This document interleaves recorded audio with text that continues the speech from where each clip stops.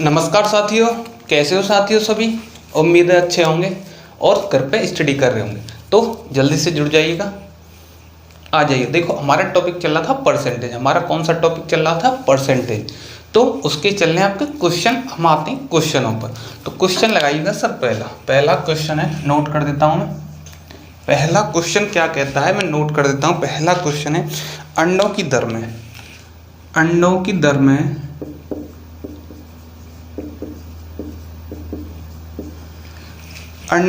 में 25% की गिरावट 25% की गिरावट अंडों की दर में 25% की गिरावट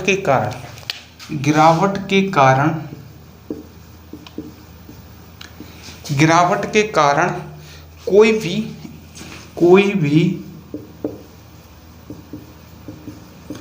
162 रुपये निवेश करके, ये 162 है, ठीक है। 162 रुपये निवेश करके, हिंदी इंग्लिश में दोनों में थोड़ा मिस्टेक हो गई है, टाइपिंग एरर है। देखो इंग्लिश में पढ़ लो तो due to 25% fall in the rate of eggs, तो one can buy 2 dozen eggs more than before by investing ₹162, ठीक है। तो निवेश करके आगे क्या कह रहा है? 2 दर्जन या ऐसे लिख लो, हिंदी में लिख रहा हो तो 2 दर्जन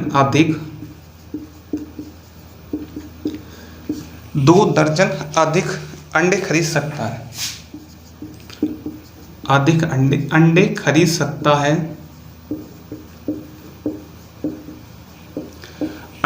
सकता है। फिर प्रति दर्जन अंडे की मूल दर है। प्रति दर्जन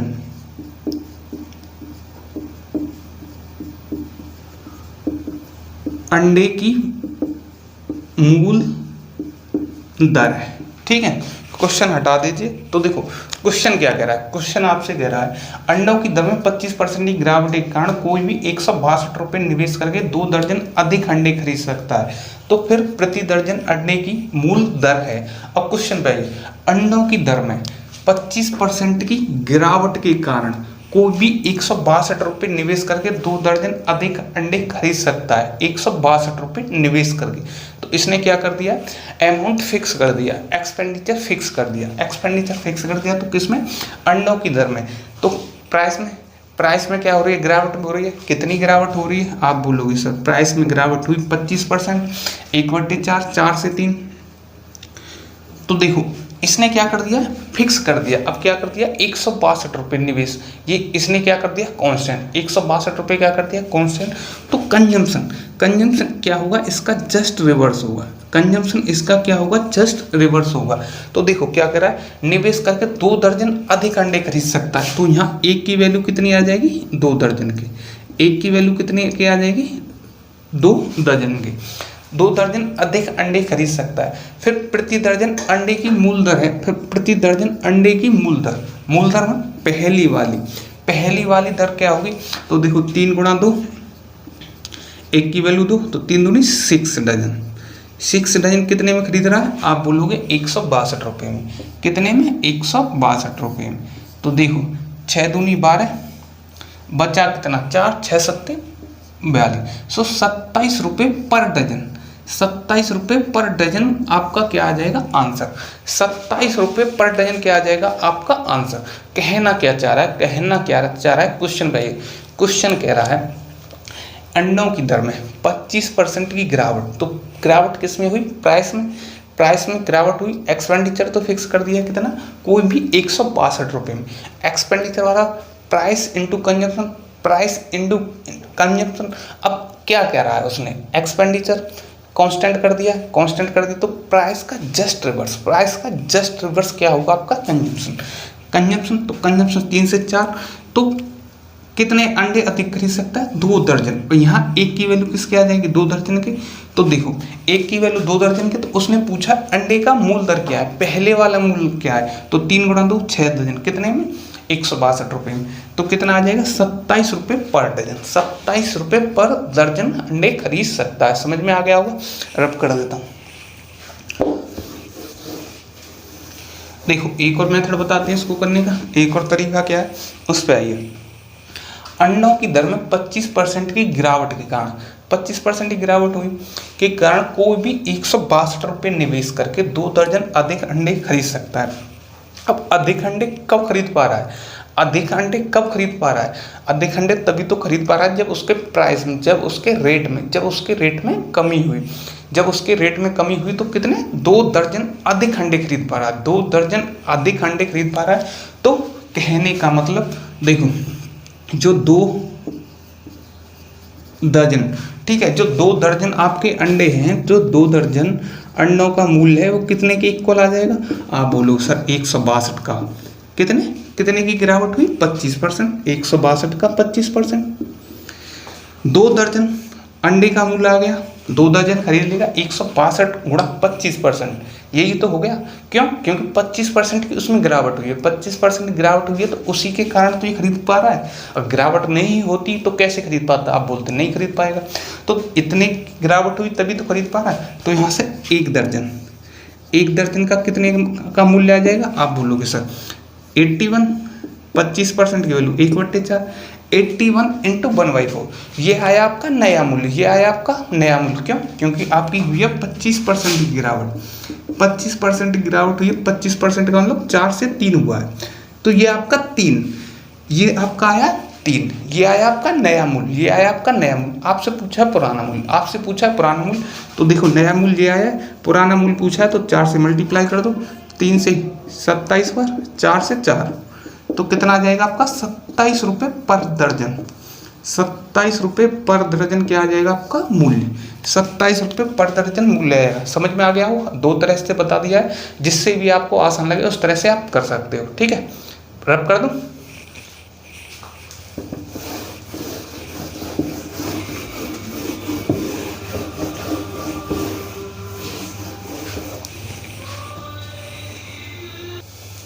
नेक्स्ट क्वेश्चन है, नोट कर देता हूं मैं। देखो नेक्स्ट क्वेश्चन क्या कहता है, नेक्स्ट क्वेश्चन कहता है एक मॉल है आपका, Z² मॉल है एक, ठीक है, एक मॉल है आपका Z² मॉल के सिनेमा हॉल के टिकट का मूल्य, स्क्वायर मॉल के सिनेमा हॉल के टिकट का मूल्य में, सिनेमा हॉल के टिकट के मूल्य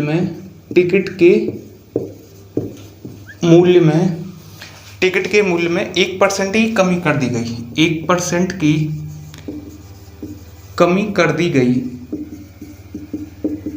आगे क्या कह रहा है, कमी कर दी गई, सीटों की संख्या बढ़ाए जाने के कारण, सीटों की संख्या बढ़ाए जाने के कारण, सीटों की संख्या बढ़ाए जाने के कारण, आगे क्या कह रहा है, सीटों की संख्या बढ़ाए जाने के कारण कुल राजस्व में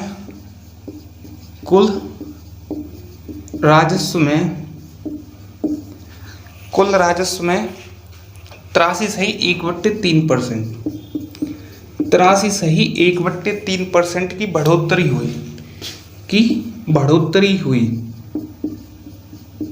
तब तक आप कीजिए, बढ़ोतरी हुई। आगे क्या कह रहा है, यदि वर्तमान में सीटों की संख्या, वर्तमान में सीटों की संख्या यदि वर्तमान में सीटों की संख्या 350 है तो ज्ञात कीजिए कितनी सीटें बढ़ाई गई। तो ज्ञात करें कितनी सीटें बढ़ाई गई, कितनी सीटें बढ़ाई गई। क्वेश्चन हटा दीजिए। तो देखो क्वेश्चन क्या कह रहा है, Z² मॉल, कोई मॉल है जिसके सिनेमा हॉल के टिकट के मूल्य में 1% की कमी कर दी गई, टिकट के मूल्य में 1% की कमी कर दी गई, सीटों की संख्या बढ़ाए जाने के कारण कुल राजस्व में 83.3% की बढ़ोतरी हुई। यदि वर्तमान में सीटों की संख्या 350 है तो ज्ञात करें कितनी सीटें बढ़ाई गई, ज्ञात करें कितनी सीटें बढ़ाई गई। तो आप सीटें कहाँ से निकालो, आप सीटों को आपको कहाँ से निकालोगे, तो सबसे पहले आपको पता होना चाहिए। देखो राजस्व क्या होता है, राजस्व रेवेन्यू, रेवेन्यू कहाँ से निकालोगे। देखो आप कभी सिनेमा हॉल में फिल्म देखने गए होंगे, ठीक है, तो कहने का मतलब जब आप फिल्म देखने जाते हैं, जैसे आप 4 लोग गए, एक टिकट का किराया 200 रुपये है, तो 4 लोगों का कितना हुआ आप बोलोगे 800 रुपये, 4 लोगों का कितना हुआ 800 रुपये। तो यही क्या हुआ आपका रेवेन्यू, यही क्या हुआ आपका राजस्व, यही क्या हुआ राजस्व किसका, हॉल का, सिनेमा हॉल का, ये क्या हुआ रेवेन्यू या राजस्व। तो कहने का मतलब जो राजस्व होगा, राजस्व क्या है होगा, देखो ऐसे लिख लो, ticket price into number of seats, number of seats, कितनी सीट्स हैं, कहने का मतलब एक टिकट का प्राइस जैसे मान लो 100 रुपये है, आप 4 लोग गए तो कितना रेवेन्यू जनरेट हुआ आप बोलोगे 400 रुपये, आप बोलोगे 400 रुपये, कितना रेवेन्यू जनरेट हुआ आप बोलोगे 400। तो देखो जेड स्क्वायर के सिनेमा हॉल के टिकट मूल्य 1% की कमी कर दी, टिकट मूल्य में 1% की कमी कर दी गई, ये सीटों की संख्या बढ़ाए जाने के कारण कुल राजस्व में 83 सही 1/3% की बढ़ोतरी हुई। 83 सही 1/3 कितने की वैल्यू होती है, तो देखो आप बोलोगे 83 सही 1/3 पढ़ा है कहीं, 83 सही 1/3 मैंने बताया आपको। देखो या तो ऐसे निकाल सकते हो इसको, देखो 83 सही 1/3%, 83 सही 1/3%, आपको पता है 1/6, 1/6 की वैल्यू होती है 16 सही 2/3, 1/6 की वैल्यू होती है 16 सही 2/3। यदि हम 5/6 कर दें, क्यों 16 पंजे 80 बनाना है, 5/6 कर दें, 16 पंजे 80 और 5 दूनी 10, तो 3 तिया 9 प्रॉपर फ्रैक्शन में लिखेंगे तो 83 सही 1/3%, किसकी वैल्यू होगी 5/6 की, किसकी वैल्यू होगी 5/6 की। तो आपका रेवेन्यू, आपका जो रेवेन्यू मैं आर से रिप्रेजेंट कर देता हूँ, आपका रेवेन्यू हो जाएगा 5 से 6, सीटों की संख्या बढ़ाए जाने के कारण कुल राजस्व राशि से ही 1/6% की बढ़ोतरी होगी, तो इसकी वैल्यू कितनी होगी आपकी 5/6। अब बढ़ोतरी हुई 6 से क्या हो गई 11, रेवेन्यू हो गया आपका 6 से 11, 6 से 11 रेवेन्यू हो गया।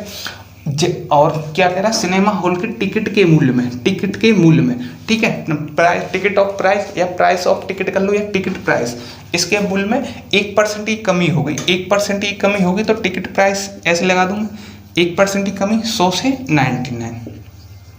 आपको पूछा numbers of seats, numbers of seats का आप यदि रेशियो फाइंड कर लोगे, नंबर्स ऑफ सीट का आप रेशियो फाइंड कर लोगे तो आप आसानी से जो भी पूछा हो पहले की बाद की सब कुछ आसानी से बता सकते हो। तो देखो यहाँ से अभी हमको चाहिए क्या numbers of seats, number of seats आप कैसे निकाल सकते हो, नंबर ऑफ सीट्स कैसे निकाल सकते हैं आप, यहाँ से आप बोलोगे सर रेवेन्यू को,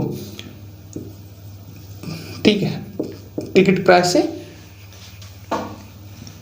रेवेन्यू को टिकट प्राइस से क्या कर दो डिवाइड कर दो, रेवेन्यू को टिकट प्राइस से डिवाइड कर देंगे तो हम नंबर्स ऑफ सीट्स आ जाएंगे। तो यहाँ से नंबर्स ऑफ सीट्स के लिए, ठीक है, ऐसे लिख देता हूँ या नंबर्स ऑफ सीट्स एस, तो क्या आ जाएगा, इसको हम डिवाइड करना है। तो देखो 6/100 या ऐसे कर लो, डिवाइड ये तो करना है, मल्टीपल कर लो, 6 × 99, 11 × 100, तो 11 से 9 बार, 2 से 3 बार, 2 से 50 बार, तो क्या आ गया ये 27/50। तो यहाँ से इसका 27:50 रेशियो आ गया नंबर्स ऑफ सीट्स का, सीट्स का रेशियो आ गया 27:50, यही आ रहा ना 27:50। अब क्या कह रहा है, कह रहा है यदि वर्तमान में सीटों की संख्या 350 है, वर्तमान में 350 है तो कितनी होगी, तो 50 × 7 350, तो ज्ञात करें कितनी सीटें बढ़ाएंगे, तो ज्ञात करें कितनी सीटें बढ़ाएंगे, तो कितनी सीटें बढ़ाएंगे 27 से 50 आने के लिए कितनी बढ़ाएंगे, तो आप बोलोगे सर 13, 27 और 13 कितने हो जाएंगे, 27 और 13 40, तो आप बोलोगे सर 23, आप बोलोगे 23 सीटें बढ़ाई गई। एक सीट की वैल्यू देखो, एक सीट बराबर दे रखी है यहाँ किसके 7 की, तो 23 सीटों के लिए 23 × 7, एक्चुअल कितनी सीटें बढ़ाई गई 7 × 21, 7 दूनी 14, 16, 161, एक्चुअल 161 सीटें बढ़ाई गई, एक्चुअल 161 सीटें बढ़ाई गई। आपको करना कुछ नहीं है, एक ही कंसेप्ट पकड़ना, एक ही कंसेप्ट पकड़ना है, जैसे हमने पहले बताया था expenditure, price into consumption, price into consumption, ऐसे इसमें लग जाएगा। इसमें कौन सा लग जाएगा, रेवेन्यू, रेवेन्यू राजस्व, राजस्व क्या होगा ticket price into numbers of seat, ticket price number of seat, number of seat चाहिए आपको तो क्या करोगे रेवेन्यू से डिवाइड कर देंगे किसको, मतलब रेवेन्यू में डिवाइड कर देंगे टिकट प्राइस का। तो आप आसानी से यहाँ से नंबर्स ऑफ सीट्स का रेशियो निकाल लो, जो भी पूछा इंक्रीमेंट डिक्रीमेंट कितनी बढ़ाई पहले थी, सब कुछ आप आसानी से निकाल सकते हो। समझ में आ गया होगा, रब कर देता हूँ। ठीक है, देखो यहाँ से रेशियो निकाल लो, कितनी थी इसको और बता देता हूँ। पहले थी 350, तो एक सीट की वैल्यू 7, तो कितनी बढ़ाई गई 23, तो 1 की 7, तो 23 की 23 गुणा 7 कितनी 161। क्वेश्चन लगाइएगा, ऑप्शन दिखाओ सर। तो इस तरह से आपका कौन सा ऑप्शन सही हो जाएगा, ए। इस तरह से आपका कौन सा ऑप्शन सही हो जाएगा, ए। समझ में आ गया होगा, रब कर देता हूं।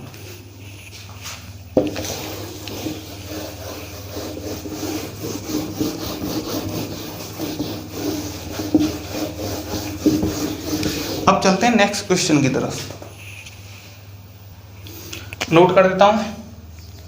देखो नेक्स्ट क्वेश्चन क्या कहता है, जब किसी वस्तु की कीमत में जब किसी वस्तु की कीमत में जब किसी वस्तु की कीमत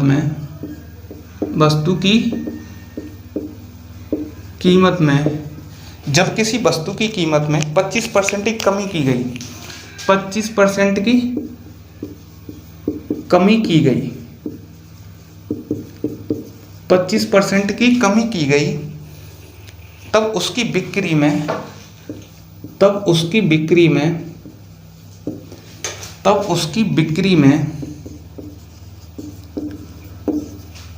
बिक्री में X% की वृद्धि हुई, X% की वृद्धि हुई, तब उसकी बिक्री में X% की वृद्धि हुई यदि राजस्व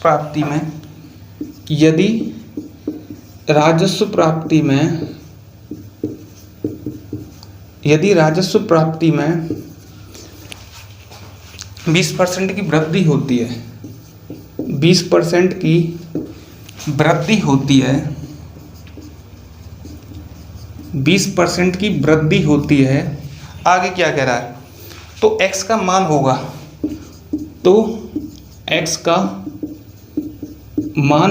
क्वेश्चन हटा दिए सर, तो x का मान होगा। देखो क्वेश्चन क्या कह रहा है, जब किसी वस्तु की कीमत में 25% की कमी की गई तो उसकी बिक्री में X% की वृद्धि हुई यदि राजस्व प्राप्ति में 20% की वृद्धि होती है तो x का मान होगा। तो कितना सरल सवाल है, जो सेम सवाल किया सेम उसी पैटर्न पर आधारित है। देखो किसी वस्तु की कीमत प्राइस कम हुआ, कितना 25% की कमी गई, तो 4 से 3 प्राइस कम हुआ, तब उसकी बिक्री में X% की वृद्धि हुई यदि राजस्व रेवेन्यू बराबर किसके बराबर होता है, price into numbers of items या नंबर्स ऑफ सेल्स कर लो या नंबर्स ऑफ आइटम कर लो। ठीक है, रेवेन्यू बराबर price into numbers of sales, price 4 से 3 की गई। आपसे पूछा क्या है, तो यदि राजस्व प्राप्ति में 20% की क्या हुई है, वृद्धि हुई है, तो सबसे पहले आप राजस्व प्राप्ति निकालो। ठीक है, रेवेन्यू कितना 20% की वृद्धि हुई है, 20% 1/5, 5 से 6, तो कितना हो गया 5 से 6, आप बोलोगे सर 5 से 6। और आपका कीमत प्राइस, ठीक है, प्राइस या नंबर्स ऑफ सेल्स, प्राइस में कितने की वस्तु की कीमत 25% की कमी हुई है, 25% 1/4, 4 से 3 आपसे पूछा है क्या कमी है, तब उसकी बिक्री में X% की वृद्धि हुई है, X% की वृद्धि हुई है, तो X का मान पूछा है, तो बिक्री कैसे निकालोगे, नंबर्स ऑफ सेल्स का कैसे निकालो, रेवेन्यू डिवाइडेड बाई प्राइस, किसी एक आइटम का ले लीजिए, तो रेवेन्यू से इसमें डिवाइड कर देंगे तो क्या आ जाएगी, सेल्स आ जाएगी आपकी, कितनी, कुछ नहीं, ऐसे कर लो 5 गुणा 3, भागी तो देना आपको, 5 गुणा 3 अनुपात 4 गुणा 6, तो 3 दूनी 6, तो क्या आ जाएगा 5 से 8। पूछा क्या आप, तो x का मान क्या होगा, तो ये कितनी वृद्धि हुई, आप बोलोगे 3 की कितने पे, 5 पे, तो 1/5 की वैल्यू कितनी होती है 20%, 3/5 की 60, 3/5 की कितनी वैल्यू हो जाएगी 60%, तो x की वैल्यू क्या आ जाएगी 60%। इस तरह x का मान क्या आ जाएगा आपका 60%, x का मान क्या आ जाएगा 60%, तो x का मान पूछा है कितना हो गया 60, x का मान कितना हो गया 60। क्वेश्चन लगाइएगा, तो इस तरह से आपका कौन सा ऑप्शन ठीक हो जाएगा, सी। इस तरह से कौन सा ऑप्शन ठीक हो जाएगा, सी। ठीक है, समझ में आ गया होगा, रब कर देता हूँ।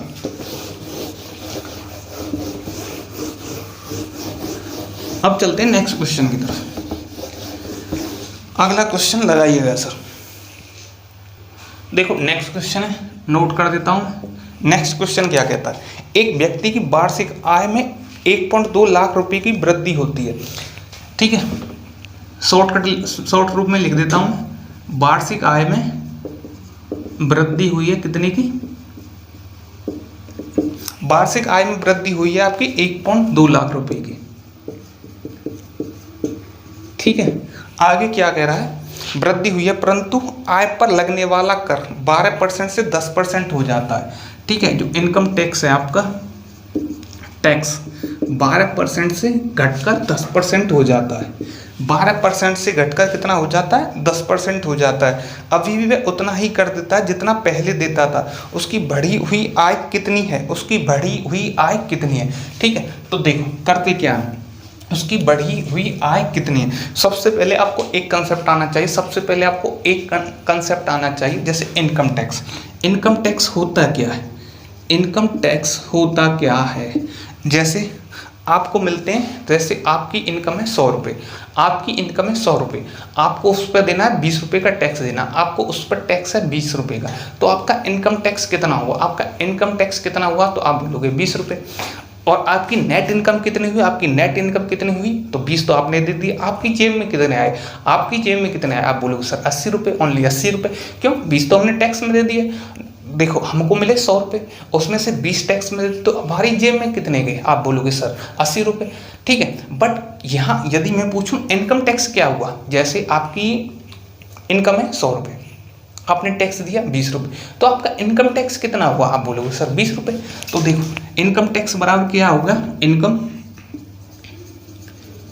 Into rate of tax, rate of tax, income into rate of tax. कहने का मतलब यदि आपकी 100 रुपये है, आपका टैक्स है 20%, आपका टैक्स लग रहा है 20%, तो 100 का 20% 20 ही तो होता है, 100 का 20% 20 ही होता है कि नहीं, 100 का 20% 20 ही होता है कि नहीं, आप बोलोगे सर 20 रुपये। तो बस आपको ये कंसेप्ट पता होना चाहिए, बस आपको ये कंसेप्ट पता होना चाहिए। और क्वेश्चन में क्वेश्चन अब देखो क्या कह रहा है, वार्षिक आय में वृद्धि हुई 1.2 लाख रुपए की, इनकम टैक्स 12% से 10% हो गया, इनकम टैक्स 12% से 10% हो गया। तो देखो जो आपका इनकम टैक्स, इनकम टैक्स बराबर अभी क्या बताया था मैंने, इनकम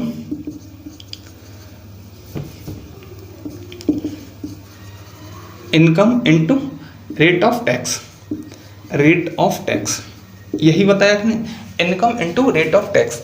अब देखो इनकम टैक्स दे रखा आपका 12% से 10% हो गया, इनकम टैक्स क्या हो गया 12% से 10% हो गया। ठीक है, क्वेश्चन को एक बार और दिखाइए, एक व्यक्ति की वार्षिक आय में 1.2 लाख रुपए की वृद्धि हुई परंतु आय पर लगने वाला कर 12% से 10% हो जाता है। अभी भी वह उतना ही कर देता है जितना पहले देता था, उतना ही कर देता है जितना पहले देता था। तो कहने वाला इनकम टैक्स, इनकम टैक्स पहले और अब दोनों में सेम है, पहले और अब दोनों में सेम है। तो उसकी बढ़ी हुई आय कितनी है, तो उसकी बढ़ी हुई आय कितनी है। तो कहने का मतलब इनकम टैक्स, इनकम टैक्स आपका कांस्टेंट है, इनकम टैक्स आपका क्या हो गया, कांस्टेंट है।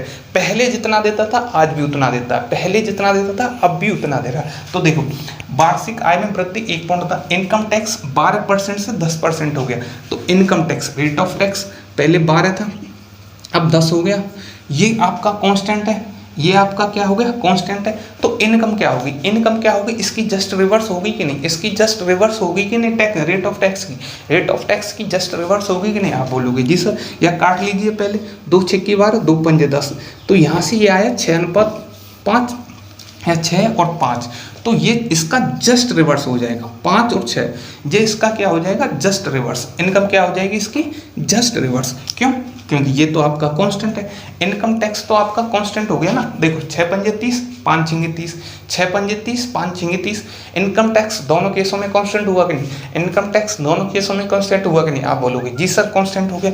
जब कांस्टेंट हो गया तो अब देखो जो इनकम का जो रेशियो आया आपका, इनकम का जो रेशियो आया 5:6, इनकम का रेशियो आया 5:6। वार्षिक आय में वृद्धि हुई 1.2 लाख रुपए की, वार्षिक आय में वृद्धि हुई 1.2 लाख रुपए की। तो एक की वैल्यू कितनी है, 1.2 लाख रुपए, 1.2 लाख रुपए। पूछा क्या है, पूछा क्या है, ठीक है। अब इसमें पूछा है तो उसकी बढ़ी हुई आय कितनी है, तो उसकी बढ़ी हुई आय कितनी है, तो देखो उसकी बढ़ी हुई आय कितनी हो जाएगी,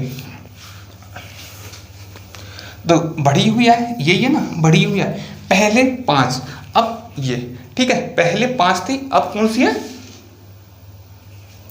पहले तो ये थी 5, अब कौन सी है 6, तो देखो 1 की वैल्यू 1.2 लाख, तो 6 की वैल्यू कितनी हो जाएगी, इधर लिख देता हूँ 1.2 से मल्टीप्लाई कर दो, 6 दूनी 12, 6 एकम 6 7, 7.2 लाख रुपए, 7.2 लाख रुपए, 7.2 लाख रुपए, समझ में आ गया होगा, ठीक है। लगाइए क्वेश्चन को लगाइए, तो इस तरह से आपका कौन सा ऑप्शन सही हो जाएगा, बी, इस तरह से आपका कौन सा ऑप्शन सही हो जाएगा, बी। देखो करना क्या है, मैं एक बार और बता देता हूँ, क्यों टेंशन लेते हो।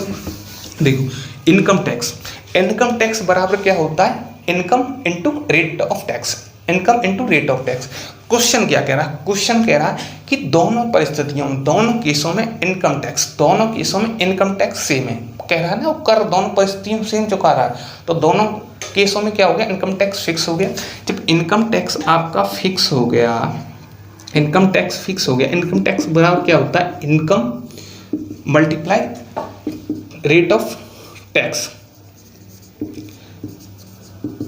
अब देखो ये तो आपका कांस्टेंट हो ही गया ना, तो जब ये बढ़ेगा ये कम होगा, ये घटेगा ये कम होगा, एक दूसरे के कौन सा हो गया, इनवर्सली प्रोपोर्शनल, एक दूसरे के इनवर्सली प्रोपोर्शनल हो गए। रेट ऑफ टैक्स दे रखा है उसने 12 से 10, तो कोड काट लीजिए 6 5, 6 से ये क्या है 5, तो ये इसका जस्ट रिवर्स होगा कि नहीं, आप बोलोगे जी सर 5 से 6, तो इनकम का जो रेशियो आया आपका 5 से 6, इंक्रीज कितना हो रहा है, एक का मतलब 1.2 लाख, तो वर्तमान रेट पूछिए उसने 1.2 लाख, 7.2 लाख रुपए, यही आपका क्या आ जाएगा आंसर, ये क्या हो जाएगा आपका आंसर। समझ में आ गया होगा, रब कर देता हूं। अब चलते हैं नेक्स्ट क्वेश्चन की तरफ। नेक्स्ट क्वेश्चन लगाइएगा सर, अगला क्वेश्चन देखो, नेक्स्ट क्वेश्चन है, मैं नोट कर देता हूं, ठीक है, शॉर्ट में नोट कर देता हूं। क्या कह रहा है, एक व्यक्ति की वार्षिक आय 2.6 लाख रुपए से बढ़ी, वार्षिक आय 2.6 लाख रुपए से बढ़ी, ठीक है, इंक्रीज हुई। आगे क्या आ रहा है, लेकिन उसी आय पर टैक्स जिसे उसे भुगतान करना है वह 17.1 से 13.3% तक कम हो जाता है। टैक्स आपका 17.1 से घट के कितना हो जाता है, 17.1 से घट के 3, ठीक है, 13.3% हो जाता है, 13.3% कम हो जाता है। दोनों ही दशा में 35% आय कर मुक्त है, 35% टैक्स फ्री है आपका, ठीक है, दोनों ही परिस्थिति में 35% आय कर मुक्त है। वह अब पहले की तरह ही कर का भुगतान करता है, इस पॉइंट को नोट कर लेना, वह पहले की तरह ही कर का भुगतान करता है, कहने का मतलब इनकम टैक्स कांस्टेंट है, दोनों केसों में इनकम टैक्स कांस्टेंट है। तो उसकी प्रारंभिक आय क्या है, तो उसको पूछे उसकी प्रारंभिक आय, प्रारंभिक आय, ठीक है। तो देखो दोनों ही परिस्थितियों में कर सेम भुगतान करता है। देखो इस लाइन पर नोट कीजिए, वह अब पहले की तरह ही कर का भुगतान करता, पहले की तरह ही कर का भुगतान करता, कहने का मतलब दोनों ही परिस्थितियों में इनकम टैक्स सेम है, दोनों ही परिस्थितियों में इनकम टैक्स सेम है। जब इनकम टैक्स आपका सेम है, जब इनकम टैक्स आपका सेम है, तो इनकम टैक्स बराबर क्या होता है, income into rate of tax. तो ये तो कांस्टेंट हो गया आपका, इनकम टैक्स तो आपका कांस्टेंट हो गया, इनकम टैक्स कांस्टेंट हो गया, रेट ऑफ टैक्स हमें दिया है, तो देखो रेट ऑफ टैक्स यहां से आप निकालोगे तो रेट ऑफ टैक्स 17.1 से 13.3 कितने से कट रहा है, 19 से कट रहा है क्या, 19 नंबर 171 होते हैं, 19 सत्ते 7 नाम 63, 7 6 13 7, तो क्या हो जाएगा 9:7, 9:7 क्या हो जाएगा रेट ऑफ टैक्स। इसका जस्ट रिवर्स क्या होगा आपका इनकम, इसका जस्ट रिवर्स क्या होगी आपका इनकम का रेशियो क्या हो जाएगा 7 से 9। अब ये इंक्रीज कितना हो रहा है, आप बोलोगे 2 यूनिट की वैल्यू कितनी दे रखी है 2.6 लाख रुपए, 2.6 लाख रुपए, तो एक की वैल्यू यहाँ से निकालोगे तो एक की वैल्यू कितनी आ जाएगी, आप बोलोगे 1.3 लाख रुपये। आसानी से बता देता हूँ आराम से। देखो इनकम टैक्स दोनों ही परिस्थितियों में सेम है, दोनों ही परिस्थितियों में सेम है, सेम कर भुगतान करता है। जब दोनों परिस्थितियों में सेम है तो ये कांस्टेंट हो गया।